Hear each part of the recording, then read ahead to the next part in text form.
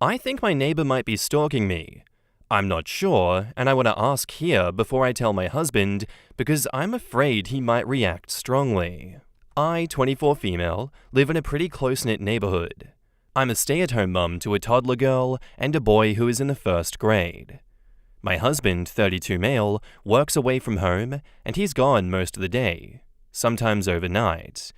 I've begun noticing that the neighbor who lives on our left, who is 28 male, is around a lot more. I know he works from home, but I feel like I see him whenever I'm outside with my kids. When I go to the grocery store, I notice him leaving as well, and then he pulls back in at the same time as me. Whenever I come back from picking my son up from school, he's outside. I have a Ring doorbell, and have noticed when I go right from the school to my house, around 20 minutes, he's only out for 20 minutes. He'll go right in after I go in, but if I go somewhere else or take longer, he'll be out there until I come home, and then he'll go back in. I feel kind of freaked out. I've always had fine interactions with him. He always waves and everything. He works as a programmer from home, and he's never done anything bad. It's just how often I see him. I don't want to mention anything to my husband because he has a pretty short fuse, and I'm scared he'll flip out and go and confront him or think I'm having an affair or something crazy like that. Am I just being paranoid, or does this seem like something I should mention? In the comments, Vortex4 says, if you're scared that by mentioning to your husband about a stalking neighbor would result in him going off on one and accusing you of an affair, then your marriage doesn't sound good at all. You shouldn't be afraid of your husband, though it sounds like it's another classic case of older guy in his 20s going after a teenage girl and marrying and having kids with her, and she's afraid of him. OP replies, I'm not afraid of him, but I am afraid of him flying off the handle if I'm just being paranoid. As Greb says, this is really not a lot to go on. Perhaps you should spend a week or two changing up your pattern and doing your best to avoid/ignore this guy. See if any more patterns become apparent.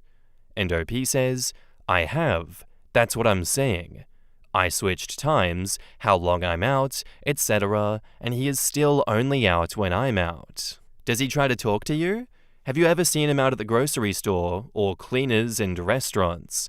If you feel up to it, you might comment to him that it's weird that you see him regularly. Understand that nothing could be done about this short of a restraining order, so it's best to try to discourage him yourself. Do a couple of other things. Keep a logbook of when and where you see him. Tell a friend and family member what you were doing and why. OP says, we talked to him in a friendly manner before, and yes, I've seen him at the store. I feel like you kind of have to read between the lines in this situation and start assuming things from OP's side that aren't particularly said out loud. Like, yes, the weird stalking neighbor is a very big problem, but the fact that she feels like she can't discuss this with her husband in fear of retaliation is another big one. You know, I'm always going to be against these big age gaps that they have, and I'm going to assume that she was in her late teens, early 20s when she got with this guy, and he was in his late 20s because that is a wild age gap, and it points to a power imbalance, a relationship imbalance, a maturity imbalance, and that kind of tells me why she's scared of her husband, and that maybe intuitively she knows not to come to him with like any problems because he's just going to lose his shit and do something crazy and psycho. And again, in that case, I'm like, what are people doing getting in gigantic age gap relationships? This is more common than not. This is the consequence of actions like that. But hey, I'm curious to see how she solves this situation. I don't think there is a good outcome here. I really don't think anything good can come of this situation if she says something, if she says nothing. And now, on to the update. Hello, I'm posting an update on something that I posted a little over a month ago. I was concerned that my neighbor was stalking me. I was debating whether or not to tell my husband for fear of him overreacting. I decided to tell my husband about it, and I just said, hey, have you noticed Trevor outside a lot? And he said no, and asked me why, and I said, oh, no reason. I've just noticed him outside whenever I'm out there. And I wish I hadn't said anything. My husband immediately was like, what do you mean noticing him? Why are you noticing him? And I tried to drop it, but he kept pushing. So eventually I just told him basically what I wrote in the post, and he exploded, and immediately went next door even though I begged him not to. And he went to our neighbor's door and started pounding on it and yelling. Our neighbor came to the door and knew that my husband was looking for a fight because he was immediately like, "You need to leave now." Obviously, my husband didn't leave, and it began a pretty serious verbal altercation and eventually physical. The police came and broke it up, telling my husband to go back home and stay away from the neighbor. As you can imagine, the entire thing was horrible. All of the neighbors were outside. We live in a pretty affluent, quiet neighborhood, so the police don't usually get called. When we got back into the house, my husband began yelling at me. He asked me if I was sleeping with the neighbor, why I had been asking about him, why the neighbor got so defensive, etc. He was so angry I didn't recognize him.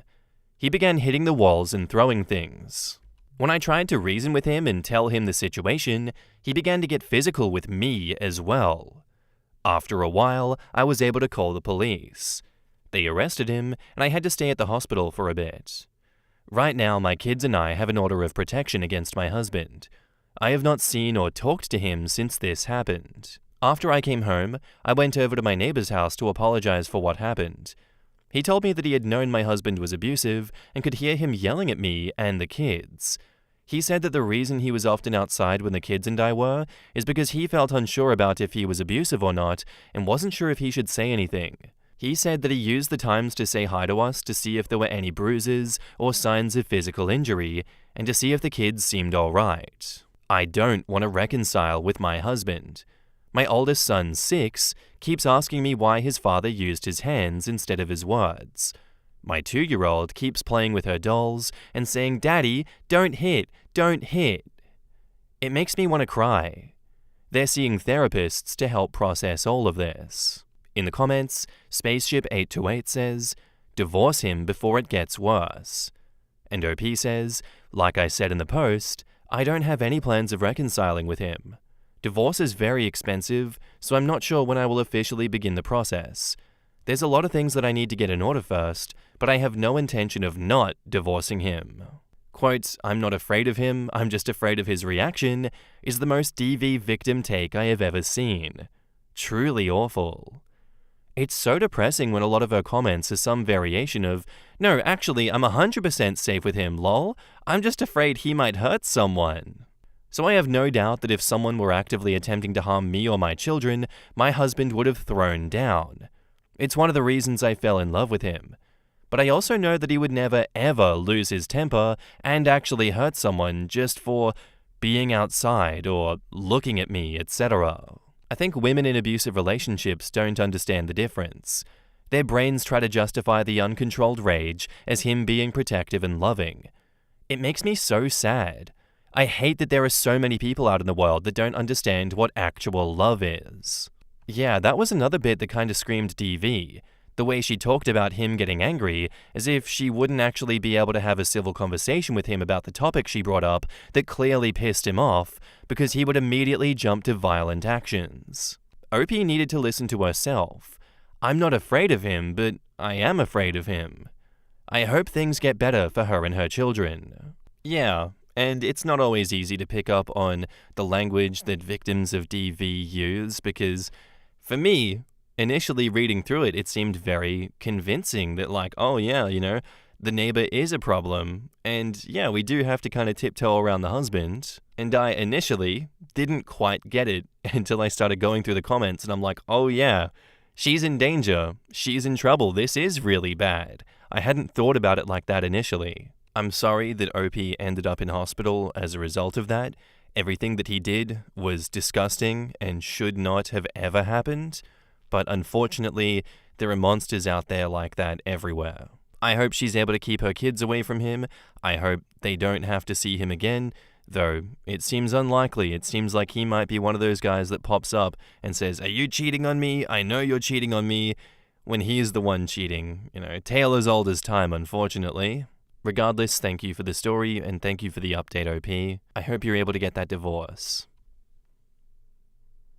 Our next post is by user No Dinner Invite, and it's titled, I keep meeting my birth mum, but she doesn't know it's me.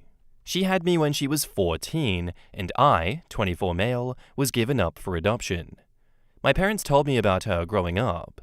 I still have the letter that she wrote me that she asked if they could give it to me if they wanted. It's crazy reading it sometimes, and knowing that it was a literal child who wrote it, saying she's sorry she couldn't be my mummy, but she hopes I'm happy. She was open to having contact, but we moved for my dad's job when I was 11, and then it seemed impossible to find her, but luckily I did. She's working at this small restaurant, and I keep going, but she doesn't know it's me. We talk sometimes, and she seems like a nice lady. Sometimes when she says something like, "Do you want a refill, honey?" or uses another term like that, I want to tell her. I don't know why it makes me nervous. We talk sometimes, and she seems really genuine. If it's not super busy, she's more open to talking about random stuff. I literally drive 2 hours to come eat at this place just to see her, and it's like she knows me already, because I'm there once or 2 times a week for the past 3 months, so she always says hi with a big smile. But man, if only she knew. In the comments, Deleted says, "She didn't give you up out of spite. It's a child who loved you. Please tell her, because I think for her this would be the biggest joy in her life. Giving up a baby while she leaves you a letter to meet? Hun, she loves you. 14 or 80, a mother's love doesn't change. Otherwise she would have erased any way to contact her. It won't surprise me you're the biggest hole left in her heart, because a mother is never whole when she lost a child who she loves. If you're too scared, write a letter about yourself with a phone number or mail, or leave a baby photo that she would recognize with your name and phone number in an envelope with her name on it. Then you don't have to say, "I'm your son," but take this step, because regret is more painful than the present, and every moment counts. The present is the only thing you can change. You deserve her, and she definitely deserves you. Baby, why can't you tell her? This makes me tear up. And OP says, "It's hard, I don't know why. Every time I'm on my way, I'm thinking, okay, this time I'm gonna tell her. It feels easier talking to her without the heavy emotional stuff, but at the same time, I want her to know that I'm her son." Have you thought about leaving her a note? Leave your phone number. Explain you're nervous, but would love to talk to her if she wants to. Leave the ball in her court and let her reach out to you? I think this is a good avenue. I wouldn't confront her with something so heavy while she's working. If I got that kind of news at work, it'd be pretty difficult to finish my shift. Like the movie says, tell her, please. I know it's difficult, but you say you want to. My mum gave up her first son through a closed adoption and searched for him for 30 years. It was heartbreaking when he finally found her and turned out to not be a great person. You've already met her, and you know that the two of you get along. I don't know either of you, but knowing what my mum went through, I doubt that a day goes by that she doesn't wonder where you are. Yeah, honestly, I think what the comments are suggesting here are very good ideas in order to, extend the olive branch without decimating her at work and causing an awkward situation there. I do think that that would be a bad idea to just drop that on her mid-shift, because I don't think it exactly gives her time to properly process that information with the right amount of space and in the right environment. Yeah, I think finding a way to give her that information while she's off the clock and in her own space would probably be the best way to do it. And now, on to the update. Well, I did it. I told her. And yeah, it was pretty heavy. My heart was even beating fast, and I kept trying to think of how to tell her. Many of the comments in my last post here mentioned writing her a letter, just how she wrote a letter for me. Originally that was the plan, but for me, it felt like I needed to say it. Oh, really quick, I want to say thanks to everyone for their love and support. Mostly to all the birth parents out there who shared their stories with me. That's what really helped push me to have the courage to confront her. It meant so much, so thanks. Everything happened the day before yesterday, by the way. I did wait for her to be done with her shift, and that was when they were closing the restaurant already. And I waited in the parking lot. We said hi when she saw me first, but then I told her there was something serious that she needed to know. First, I told her sorry for keeping it from her this long, but she didn't react until I actually pulled out her letter. And she started bawling from there, like screaming and crying at the same time, and I didn't even have to finish the whole "I'm your son" speech. She just saw it and knew. It was crazy. The next thing I know, she's hugging me instantly, but then she pulled back and asked if it's okay to hug me. Of course it is. And we're just there hugging and crying in the parking lot. It hit her hard though. Her legs gave out for a second, so I had to actually hold her up while she was still hugging me for a minute.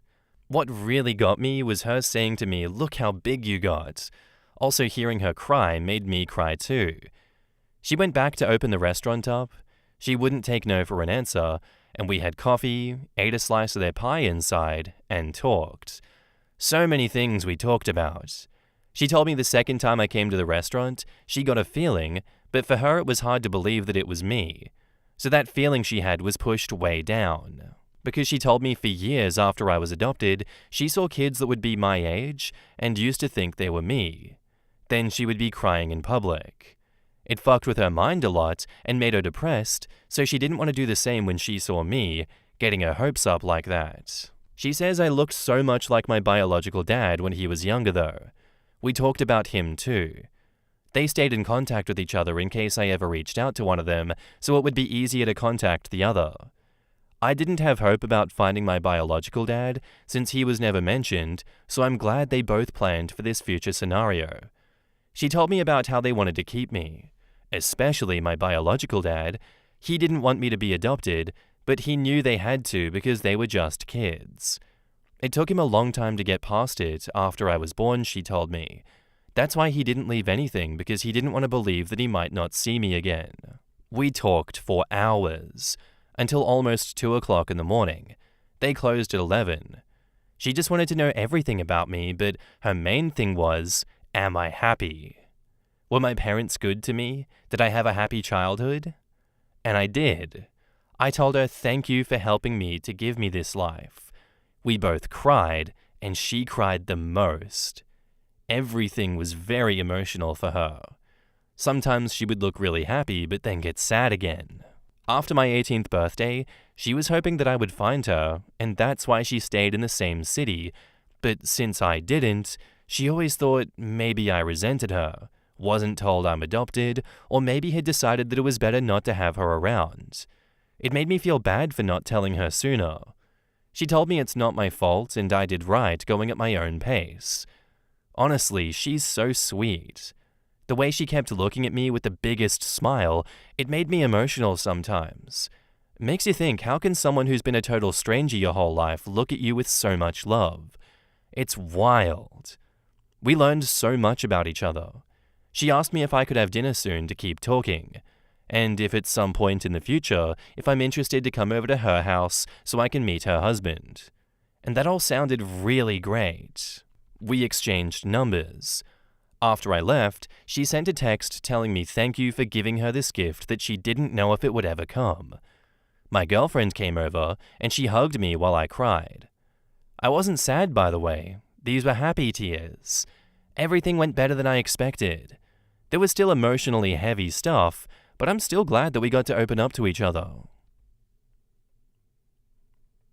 And on to the latest update titled, I met my biological dad for the first time ever, and I'm very happy about it. Lots of you asked to let you know how it goes meeting my biological dad, and to say that it was emotional is an understatement.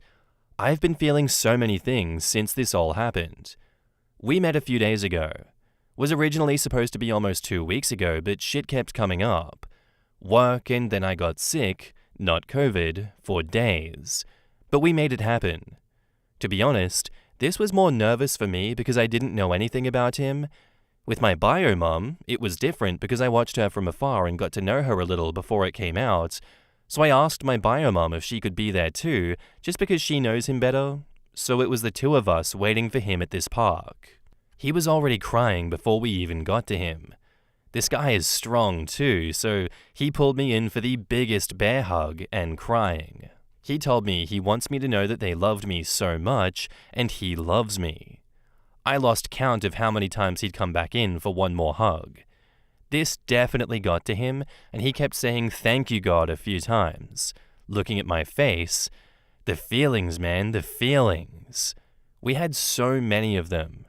Hearing him tell me how much they love me, even back then, it meant so much for me to hear that, and not gonna lie, that had me holding him tight too. I'm sure to everyone at the park it was weird seeing 3 crying people.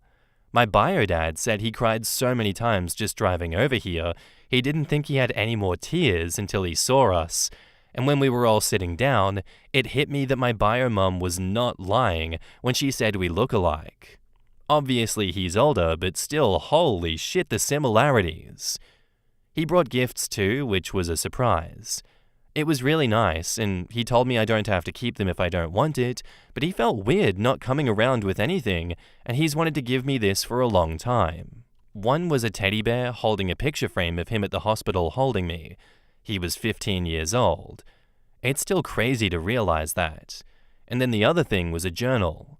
The journal thing was stuff he said he started writing to me years after I was adopted. He was in therapy, and that helped him to cope, thinking he would give them to me one day. His way of still feeling connected to me. I haven't read everything yet, but some of the pages were his thoughts, and like, if he's talking to me.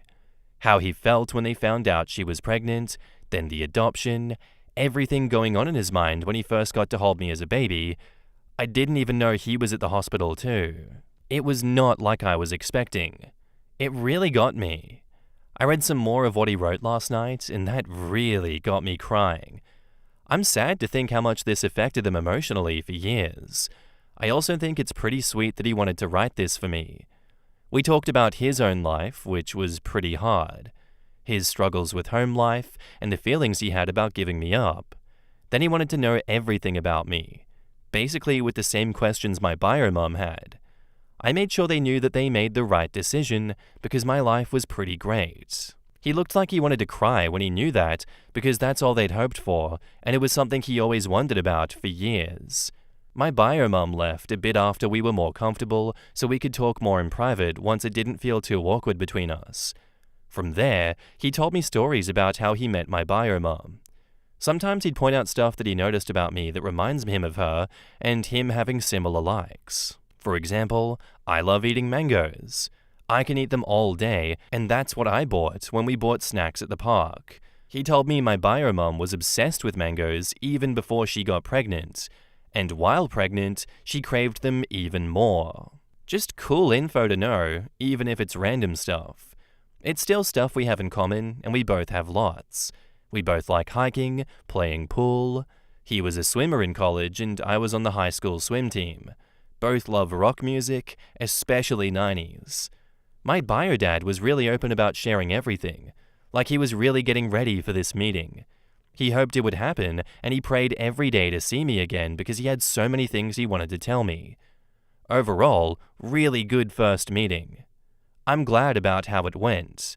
He's open to the idea of meeting my parents. After I told them about all of this, because they definitely want to meet my bio parents again if I'm comfortable with that. Obviously, if my bio parents are too. Let's see when that happens. I don't know how it's going to feel for me. They've met each other before I was even born, but I never had them at the same place, so that'll be interesting. Me and my parents met up yesterday to have breakfast so I could tell them everything. My mom was so happy with how it went. She actually cried too when I was telling them both about their reactions. My dad was proud because he knew how hard it was the months after finding my bio mom and not really wanting to make contact yet. I'm really happy to have their support because it's hard not to feel guilty about wanting to know more about my bio parents. They gave me a really good life, so for a while, it's felt like maybe to them, I'm showing them that that wasn't good enough for me and I'd rather have my bio parents. But they told me many times that they want me to do this for me, and they know how much I love them, and I really do. Finding them and meeting them was hard, but it was so worth it to me. And seeing their reactions made it feel even more worth it. I still can't believe it sometimes. I'm just realizing that this has turned into a long post. My bad. Writing this has been therapeutic, to be honest. Kind of thinking back to everything that's happened. Feeling really grateful. Again, want to say thank you to everyone who has been with me on this journey. everyone who sent me their own stories, their love, their encouragement. You guys have beautiful hearts, and I'm happy I had somewhere to talk about all of this and receive so much love back. I just want to say to all of the adopted kids out there, I wish you guys luck and that you guys find what you're looking for. It's not easy at all. I feel fortunate that things didn't go badly or that my bio parents aren't bad people. And to all the birth parents out there who made this sacrifice, thank you. It's because of you that there are kids out there like me who got to have a great life with loving parents. And in the comments, Sassy Cheddar says, "Oh my goodness. How lucky to be so deeply loved by the parents who were ready for you and the parents who weren't. His parents sound so well adjusted, and I'm sure their transparency and comfort with his adoption story has gone a long way to helping him be a good dude himself. His bio parents sound like they did the best they could in a tough situation and are willing to be in his life in a supportive and healthy way." Damn, what a lovely story. And you know what? He did find an appropriate time to bring it up with her. Not on the clock at work, after her shift had finished. Sounded like a bit of a weird situation to be approaching her in, and it's like 11 o'clock at night, and he's like, "Hey, I want to get something serious off my chest. Is it okay?" Reaches into his back pocket to pull something out. That's crazy. Like, imagining that situation without the context, what the helly, what the hell? But regardless, I'm glad that it worked out, and he was able to get everything off of his chest, and it turned into this amazing and lovely story that he could share with us. Thank you for this story, OP. I'm glad everything is going so amazingly for you. Can't say the same about myself, but hey, I'm not jealous in the slightest, absolutely. Thank you for the story. Looking forward to any more updates that you bring us in the future. Anyway, guys, that's where I'm going to end today's episode. I do hope you enjoyed. If you did, let me know what you thought of it in the comments down below, and I'll see you in the next one. Bye.